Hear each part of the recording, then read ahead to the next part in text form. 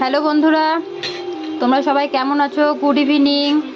আজকে জন্মাষ্টমীতে তোমরা কারা কারা তালের বড়া করছো? গোপালকে নিবেদন করার জন্য আমাদের বাড়িতে যেহেতু গোপাল নেই, তাই জন্য এমনি করলাম আমরা। আমার মেয়ে আছে, খেতে খুব ভালোবাসে, তাই জন্য কিন্তু আমরা সন্ধেবেলায় শুরু করে দিলাম তালের বড়া। এই যে আমরা এতগুলো করেছি,